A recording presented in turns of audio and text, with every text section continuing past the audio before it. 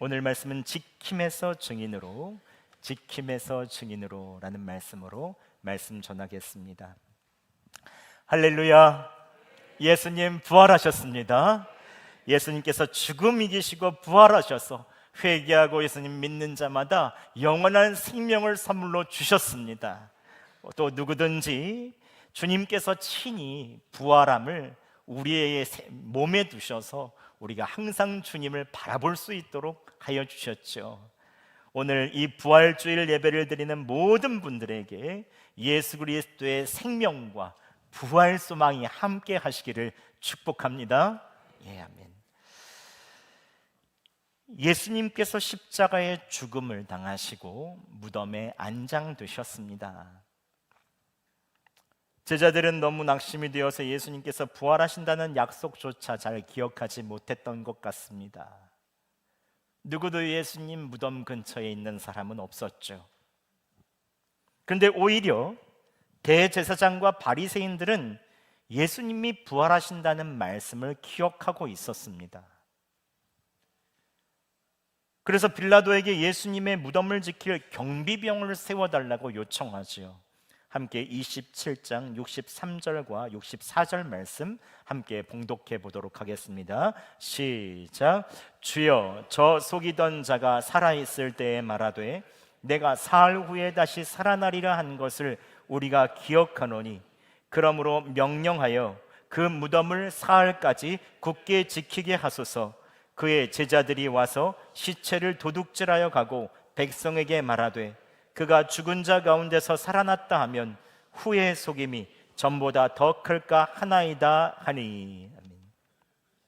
대제사장들과 바리새인들은 예수님께서 부활의 예고를 한 것을 기억하고 있었습니다. 하지만 이들은 예수님의 부활을 믿어서 그렇게 한 것은 아닙니다. 제자들이 시체를 훔쳐서 예수님이 부활했다고 할까봐 빌라도에게 무덤을 지켜달라고 요청한 것이죠. 그런데 빌라도는 대제사장과 바리새인들에게 선을 긋습니다. 65절에 너희에게 경비병이 있으니 너희가 지키라라고 말합니다. 즉 로마는 이스라엘 백성 안에서의 종교적인 문제에 대해서 더 이상 관여하지 않겠다고 선을 그은 것이죠. 그렇다면 오늘 이 경비병은 어떤 경비병입니까? 성전의 경비병입니다. 대제사장들은 성전의 경비병을 동원하여 예수님의 무덤을 지키게 하죠. 이들은 성전의 치안과 질서를 담당하는 경비병입니다. 이들은 칼로, 무기로 무장된 경비 부대일 뿐만이 아니라 충성도가 남다른 사람들을 성전 경비병으로 세우죠. 즉 하나님을 위해서라면 목숨을 바칠 만한 검증된 충실한 사람들이 이 사람들이었습니다. 대제사장은 이 경비병들에게 예수님이 안장되신 무덤을 철통같이 지킬 것을 명령하죠. 경비병들은 대제사장의 명령을 받고 이 무덤을 철통같이 지킵니다. 그런데 성전 경비병들은 이전에 예수님과 가장 가까이 있었던 사람들이죠. 이들은 예수님을 따른 사람들이 아닙니다. 예수님이 겟세마네 동산에서 기도를 마치자마자 예수님에게 쇠사슬을 묶어놓고 이 대제사장의 관정으로 끌고 갔죠. 대제사장들이 밤새도록 예수님을 신문할 때 나사렛 도당이다, 이단이라고 하니 이들은 예수님의 얼굴에 침을 뱉고 주먹으로 얼굴을 치며 손바닥으로 때리며 그리고 눈을 가리고 조롱했던 사람이 이 경비병들이었습니다. 누가복음 22장 63절에서 65절에 이들이 무슨 일을 했는지 자세히 말하고 있죠. 지키는 사람들이 예수를 희롱하고 때리며 그의 눈을 가리고 물어 이르되 선지자 노릇하라 너를 친 자가 누구냐 하고 이 외에도 많은 말로 욕하더라.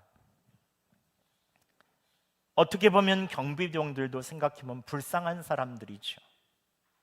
이들은 하나님을 경외하는 사람이기도 했습니다.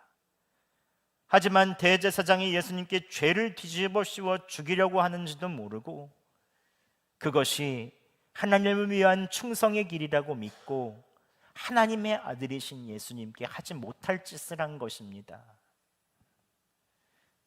그렇다고 해도 경비병들은 예수님을 모욕하고 주먹으로 치고 손바닥으로 치며 예수님을 조롱한 자들입니다. 이들도 예수님의 죽음을 모의한 대제사장들과 서기관들만큼 죄가 큰 사람들이죠. 이들 경비병은 3일 동안 무덤을 철통같이 지킵니다. 예수님의 제자들이 시신을 훔쳐갈까 봐 24시간 긴장하며 주변을 살피죠. 이렇게 3일이 지나가면 예수가 3일 후에 부활한다는 허무맹랑한 말이 거짓임이 증명될 것이고 조용히 역사 속으로 사라질 것을 이들은 믿고 그곳을 지킵니다. 누구도 들어오지 못하게 완전 무장하여 무덤을 지키죠. 그런데 여러분, 한번 생각해 보시죠. 좀 아이러니하지 않습니까?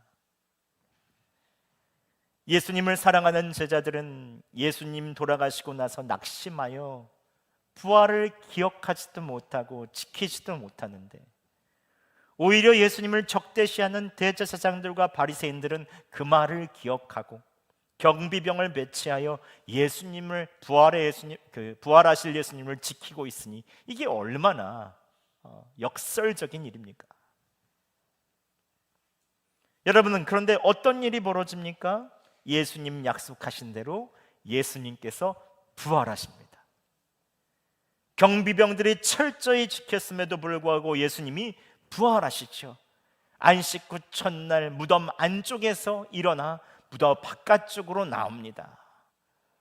예수님이 부활하신 것입니다. 그 광경들을 자세히 마태복음 28장 2절에서 4절까지 기록하고 있습니다. 함께 우리가 그 말씀을 봉독해 보겠습니다. 시작. 큰 지진이 나며 주의 천사가 하늘로부터 내려와 돌을 굴려내고 그 위에 앉았는데 그 형상이 번개 같고 그 옷은 눈같이 희건을 지키던 자들이 그를 무서워하여 떨며 죽은 사람과 같이 되었더라. 아멘. 안식 후 첫날 주일 새벽에 이들이 지키고 있는 때에 큰 지진이 일어납니다. 주의 천사가 하늘로부터 내려와 돌문을 굴리며 열게 되죠. 그 형상이 번개 같고 옷은 눈같이 흰 천사를 경비병들이 직접 목격합니다. 예수님을 지키는 경비병들이 무서워서 떨며 죽은 자 같이 되었다라고 말하고 있습니다. 그 뒤에 있는 행간의 이야기는 나오지 않습니다. 아마 마리아가 예수님을 만나기 위해서 출발은 했지만 아직 도착하지 않은 상태였던 것 같습니다. 여자들이 도착했을 때 이미 돌은 굴려져 있었고 예수님이 여기 계시지 않다고 천사들이 말하는 것을 보면 천사가 돌문을 굴렸을 때 가장 먼저 목격한 사람은 누구입니까? 바로 경비병들입니다. 예수님이 부활하셔서 밖으로 나오셨고 가장 부활하신 예수님을 본 사람들은 경비병이었을 것입니다. 경비병들이 부활하신 예수님의 첫 목격자였고 이들이 부활을 가장 먼저 경험한 사람들이었습니다. 그런데 여러분, 경비병들이 부활의 첫 목격자가 되어야 되겠습니까? 이들은 예수님의 부활을 거짓이라고 증명하기 위해서 막고 지켰던 사람들입니다. 예수님을 사랑하거나 예수님을 따라다녔던 사람들도 아닙니다.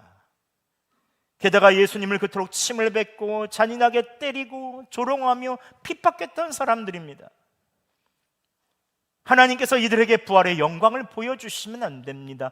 영원토록 알 수 없게 해서 지옥으로 가는 것이 이들의 죄값에 맞죠. 하나님의 아들을 그토록 때리고 조롱하고 핍박했는데요, 그럼에도 불구하고 부활의 예수님께서는 예수님의 부활이 거짓임을 지키려고 했던 경비병을 가장 먼저 만나 주십니다. 즉 예수님을 악한 자며 이단이라고 잘못 믿고 있는 경비병들을 불쌍히 여기셔서 무덤을 지키는 이들에게 참 믿음을 주시기 위해서 처음 만나 주시는 것이죠. 예수님께서 부활을 막기 위해서 지키는 자들을 부활에 가장 먼저 참여하는 자로 바꿔주시는 것입니다. 마태복음에서 마태가 경비병들에 대해서 천사가 돌 위에 앉은 것까지 자세히 기록할 수 있었던 것은 그 당시 경비병들이 기독교로 이 모습을 보고 개종했고 초대교회가 이들을 받아들였음을 알 수 있습니다. 경비병만 알 수 있는 자세한 묘사와 경비병만 알 수 있는 시간의 흐름들이 보이기에 이들의 증거를 토대로 마태가 자세히 예수님의 부활에 대해서 쓸 수 있었던 것입니다. 예수님의 부활을 지키던 성전 경비병들, 예수님의 무덤을 지키던 성전 경비병들이 예수님의 부활을 증거하게 되면 어떤 일이 벌어질까요? 대제사장과 바리새인들이 예수님을 향해서 거짓으로 죽이려고 했던 이것이 계략이었구나라는 것들을 명확하게 알게 될 것이고, 예수님의 부활이 하나님의 아들께서 계획하신 사실임을 이들은 명확하게 증거할 것입니다. 예수님을 가장 극렬하게 핍박하고 부활이 거짓이라고 무덤을 지키던 사람들이 부활의 예수님을 만나고 증거하니 그것만큼 확실한 증거가 어디 있겠습니까? 우리 주변에서도 가장 완고한 사람이 변화되거나 지조가 강한 사람들이 변화되면 주변의 사람들이 다 놀라고 충격을 받죠. 저 사람이 저랬어? 저 사람이 저랬어? 우유부단하고 지조 없는 사람이 자신의 입장을 바꾸면 그냥 원래 그러냐고 별 영향력도 없습니다. 그런데 예수님을 핍박하고 완고하고 다른 종교에 충성스럽던 사람들이 바뀌면 주변 사람들이 다 충격을 받죠. 저 사람 왜 그러지? 우리 교회에도 이런 분들의 간증을 제가 많이 들어보았습니다.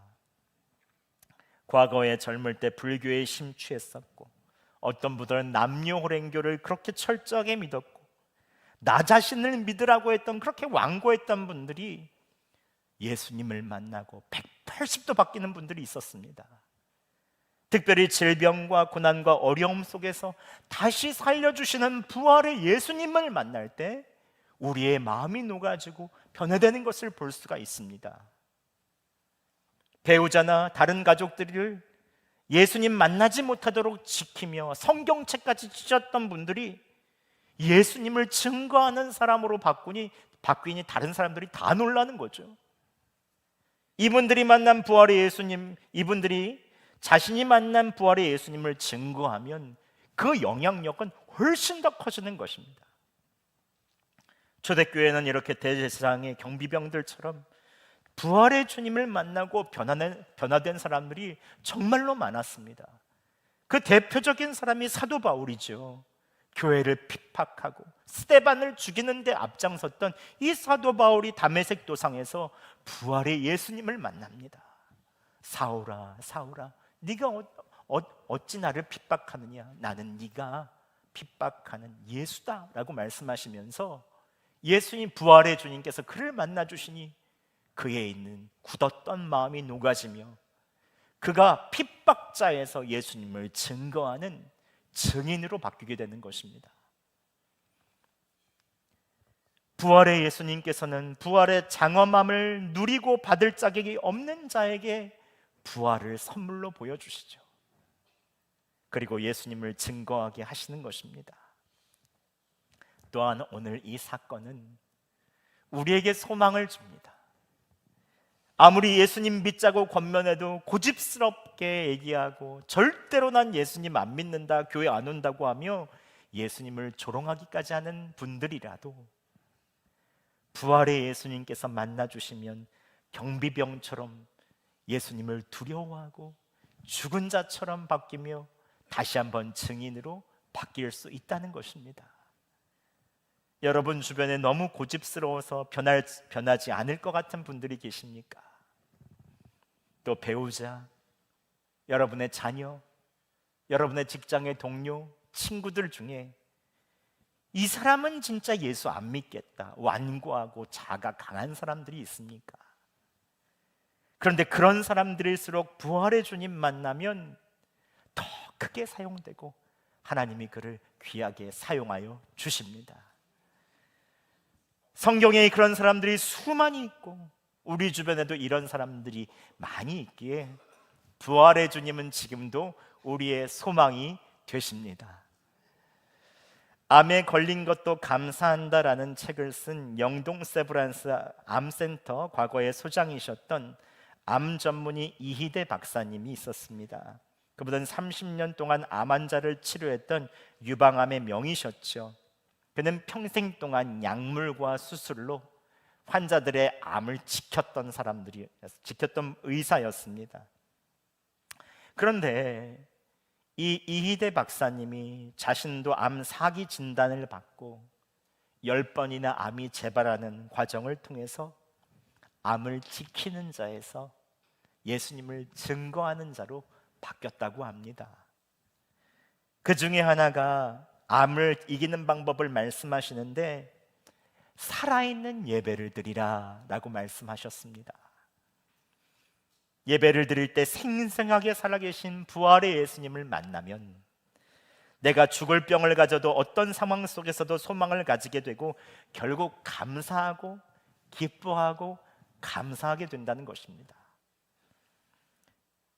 이것이 이희대 박사님이 암 4기의 공포를 이기고 생명의 오기를 산 비결이라고 말씀하시면서 간증을 하고 다니셨습니다. 이희대 박사님은 61세의 나이로 빠르게 소천하셨지만 늘 밝은 미소와 긍정적인 믿음의 힘을 환자들에게 전해주시며 예수님의 증인으로 서시고 주님의 품에 안기셨다고 합니다. 여러분, 말씀을 마치겠습니다. 부활의 주님을 바라보시기 바랍니다. 부활은 소망입니다. 어떠한 완고한 사람도 녹이고 부활의 증인으로 바뀌는 소망의 능력입니다. 부활은 치유입니다. 죽음도 가로막을 수 없는 하나님의 영원한 생명의 치유가 부활에 있죠. 부활은 우리가 찬양할 이유입니다. 예수님께서 자격 없는 우리를 구원하시고 영원한 생명을 주신 놀라운 사랑을 베푸셨기 때문에 우리는 주님을 찬양할 수밖에 없죠. 오늘은 주님, 부활의 주님을 바라보며 함께 성찬하고 이후로 찬양대가 함께 찬양하려고 합니다. 이 소망의 성찬, 부활의 성찬에 참여하는 여러분에게 하나님께서 부활의 능력을 허락하여 주시고 연약한 분들, 마음에 있는 힘든 분들, 삶에 있어서 있는 지쳐있는 모든 분들에게 하나님께서 하나님의 부활의 생명을 주시기를 예수 그리스도의 이름으로 축원합니다.